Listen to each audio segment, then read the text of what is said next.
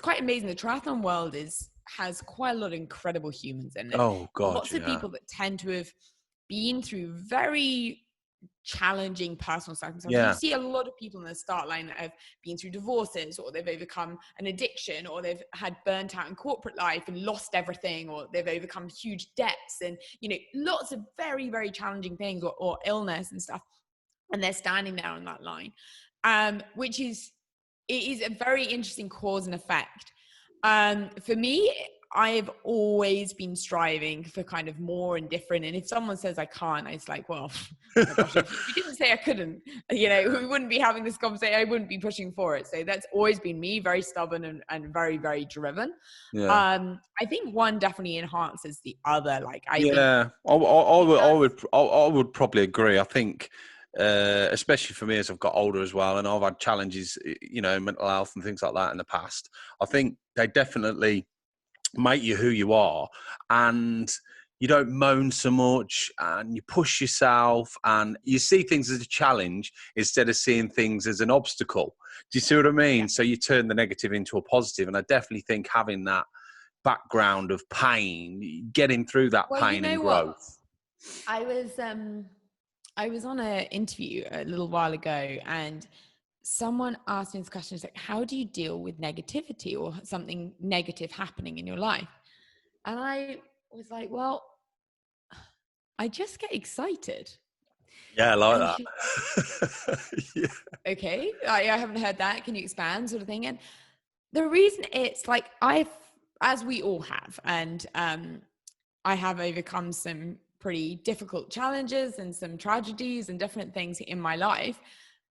And I have also done a lot of things wrong, or like failed in the traditional sense. Yeah. I've in entrepreneurship, for example, I've set up companies that have burned me out. I've set up companies that are not really going anywhere because I positioned them completely wrong in the market. I've, you know, done these things wrong. And yet I've always come on the other side, and it's always been better or different. And even I wouldn't wish on anyone what I experienced as a teenager. However, that has definitely made me the girl I am today, and is why I'm sitting here on the most beautiful island, living a pretty fulfilled life, and like, all right, stop showing off what I want to. But it wasn't. You see this stuff on the other side, and it's like, oh, it's all magical and whatever. Well, no, it's not. I still have challenges and whatever. But like, the thing is, it's like, I no longer see a fuck up as a fuck up. Like, I see it as like a chance to grow, expand, and step into something else. And like, sort of at the beginning, right at the beginning of this year, it was one of the occasions where I had set up a business, and it was just not quite positioned right. Like this example I gave. And I pushed for a while, and then I have an amazing sort of mentorship group and people around me. I'm such a big believer in networking, and I was chatting with a sort of mastermind group that I'm a part of, and I was talking about my problems of trying to convert people and whatever.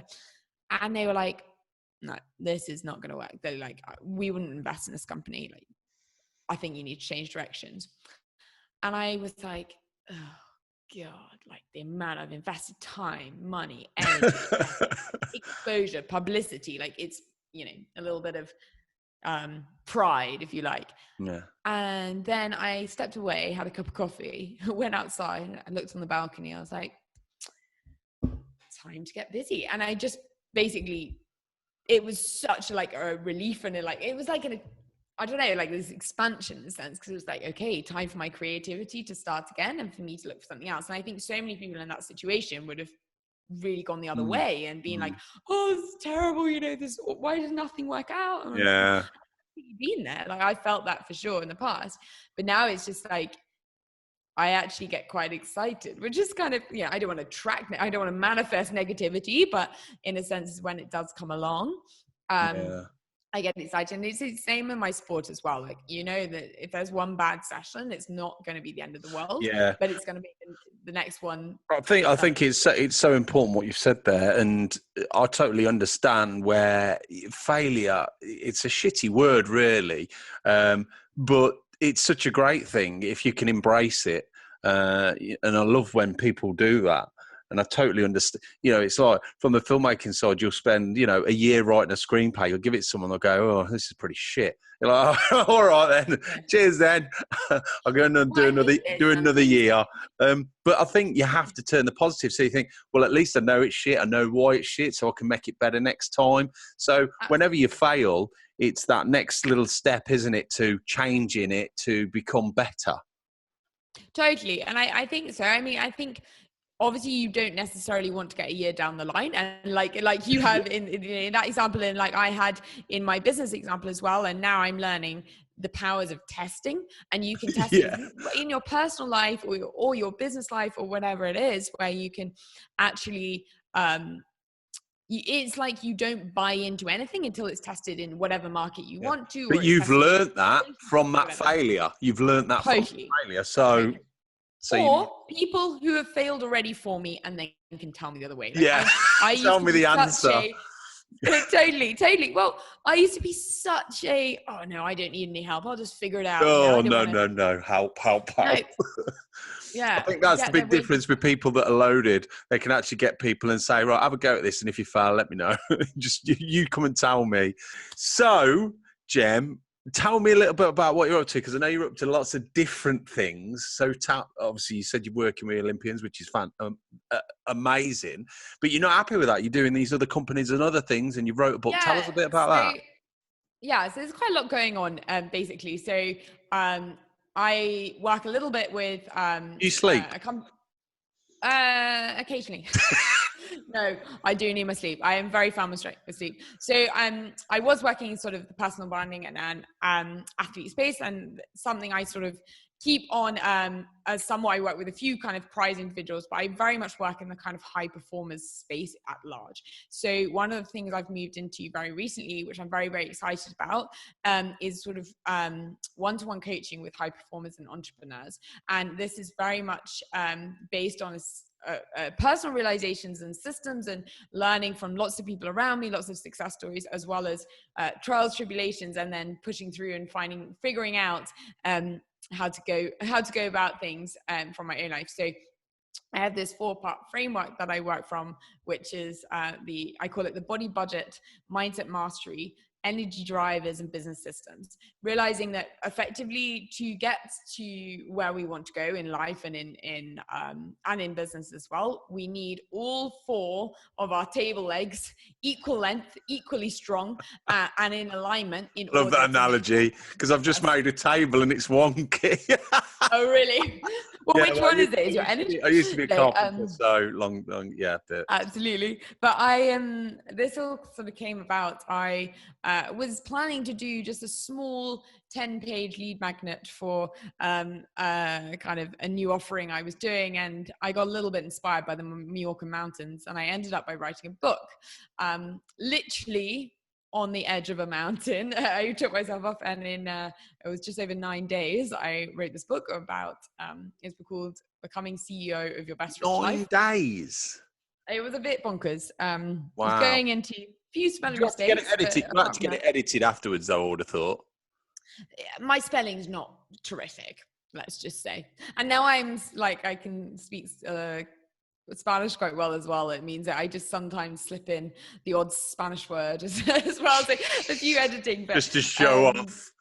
Yeah, absolutely. But it's all sort of about it is kind of personal development and business, but it's very much about how you take ownership of whatever the best rich life means to you. And we're not talking rich financially necessarily, although there is that understanding of many of us want freedom, but unless we have that business component or that financial component strong in there, it's very difficult to live completely, free and travel and do the things that really fulfill us. It's so sort of the balance of the 4 parts, which really I've identified from working with all these successful athletes, previously having done a psychology degree focusing on performance psychology as an athlete myself, and also in business as a marketing consultant, which is what I've done for the last working with so obviously you that is, you can't get much better than that. You're working with Olympians, which is pretty phenomenal. What do you see in Olympians different to other people? What is it? What makes them so special? Is it just their sheer determination or focus? I think it's a really interesting question. It's very, very different for lots of different people. Some people, it's as simple as the people around them and the network that they've created and their support team. So that can be massive for some people. Some people, it is sheer raw talent, and a talent, either like a mental talent of fortitude to push through, or it's a physical talent and they've got the attributes. I do think there is a place for that. And other people, it's a combination of the physical and the mental that comes through. The determination and the willingness to make sacrifices is huge. And sacrifices can sometimes feel a bit funny when it's things like getting enough sleep or taking a nap in the middle of the day. And it can be really irritating when you're, I worked on the sponsorship side for athletes and things like that. So it can be really irritating. You're like, I'm doing a 40-hour day here, and you can't make the 20-minute interview with your sponsor that's paying you lots of money because you need to nap. And it's like, oh, for goodness sake. But, and that is that ability to put boundaries and sacrifices is huge. Yeah, I think mindset is a massive thing, and professionalism is just, and knowing you want something that you love. I think that makes a massive difference. I mean, we talked about your dancing earlier and gymnasts. You've got to love it, and I think when you lose that love a little bit, that's fatal. So to love something and not lose that love when you're having to train so many hours a day, I think sometimes you lose that love, like in football and things like that. You get pushed that much that then you never want to see another football again. Well, do you know what? I reckon there's a difference also. Is what I've seen is some of the people I've been very, very lucky to work with, multiple times world champions, world record holders, etc., and then people that are up and coming. And actually something I do recognize, and certainly from university, I was training alongside the British Triathlon squad, and lots of British squads were based in Bath, and lots of them were my friends, or I knew them, or we'd worked with them through my psychology degree, etc. Actually, some of the really top of the top were ones that had a perspective that was broader than sport. And actually, we see quite amazingly now in the triathlon space, there's quite a lot of incredible women who've come back after one or even two children, and then come back and then had their best performances to date, or set records or whatever, or course records. And I think almost sometimes having that expanded expanded scope is what makes you even better, because it means you can bring so much more to your sport and to your training. Yeah, and you don't put the same amount of pressure on you, because you think, well, hold on, I brought a child into the world. So all this, it's a race. I want to win, but it's not the end of the world. My kids are, as long as my kids are healthy and safe, my family's healthy and safe. And I suppose when you take that pressure off, sometimes you get the best out of people, don't you, sometimes? Absolutely. I absolutely agree. And it's just, or you can bring even more of yourself to the game. Yeah. So where's the future then? God knows with you. It could be anywhere, couldn't it, Jem? Well, you're going to set the world alight. Oh, that's very kind to say, but I'm very excited to sort of push forward with my one-to-one coaching, working with some amazing clients. And I work a lot with people in transition. So people that are in a position where they're wanting to change career, or they want you to move abroad and they want to work out how that is, or people that have faced kind of burnouts, and it's like, okay, how do we come back from this? And I've been there several times myself, in business and in sport, and so I help people with that, and I work one-to-one, mainly people sort of between 20 and 40, and lots of people that have come through actually who have done amazingly well creating new businesses and whatever during the pandemic years. And now it's like, when it's in this like holding phase where it's like not just expanded growth, and now we have to maintain, and it's like, well, I'm still bringing in my 6 figures, but my health's gone to rubbish. I'm sleeping 4 hours a night, my relationship's in a state, or I just don't have the love for it anymore. And that's where I use my framework to okay, if you want to step up, if you want to go 6 to 7 figures, if you want to go 7 to multiple 7, or whatever it is, you want to really feel fulfilled, and it's not about the money, it's actually about how much enjoyment you're getting out of this. You can't have the physical, the mental, the energy, or the business system out of line. And so how can we bring one of those up? So I work with people kind of one-to-one for that. And it's just super awesome to have that connection with people. I'm launching my book in sort of the hard copy very, very soon. So I'm going to be doing some launches and some retreats as well in celebration of that in Mallorca. And then hopefully moving on to a group program to expand my ability to add value to more people, really. I have a story that I would love to use for positive. Like, I very much feel like I've said all along that this is a gift to have had that experience in a sense, and it's my chance to help others overcome the challenges that they may face, or not necessarily have to wait for something like a tragedy like I had to live the best rich life that I talk about and step into the world. I think that's the thing as well. When you've had an experience where you're faced with your own morality, you look at things a lot differently. I suppose you're very grateful every day. And then you see people that haven't got that because they haven't been through an experience. And it's almost sort of trying to say to them, look, wake up. You know, you've got a fantastic opportunity. Or it happens, absolutely. Yeah. There's a massive false belief, and people, you hear a lot of this, oh, just stick it out for, stick it out till retirement or whatever. And it's like, well, it's not time you're spending, it's life you're spending. So let's figure out how to make that life a little bit, Yeah. And I've been through burnout as well. And I think the thing is, when you're younger as well, you don't see it coming and you just keep pushing and pushing. One of the things I would say is the great getting older and with experience, you do sort of think, is it really worth it? And it's not all about the money and the prestige. You think health and family is far more important than all of those. But I think when you're younger, you're sort of pushing yourself, aren't you? You think you're invincible. Yeah, well, it's an absolute balance, and that's where the 4 pillars come in for sure. And I think, focusing on one without another is not a sustainable strategy. It's only sustainable for so long. You can have a great, great body and a great routine, physically. Yeah, thanks. I have. Yeah. Can't have a, if your business systems aren't aligned, or the same way, if you just focus, there's lots of coaches out there working on people's mindset or overcoming things like that. And that's great. And like, I'm all for personal development. I'm all for mindfulness and all the rest of it, but not at the exclusion of the other elements, because ultimately it is not sustainable. And this is for the long run. Yeah. So what advice, I always ask my guests for a bit of advice. What advice do you think you could give someone who's maybe facing burnout, or maybe the best bit of advice you've been given, Jem? So I absolutely think the most powerful thing you can do is get high vibing people around you. I'm such a believer in networking.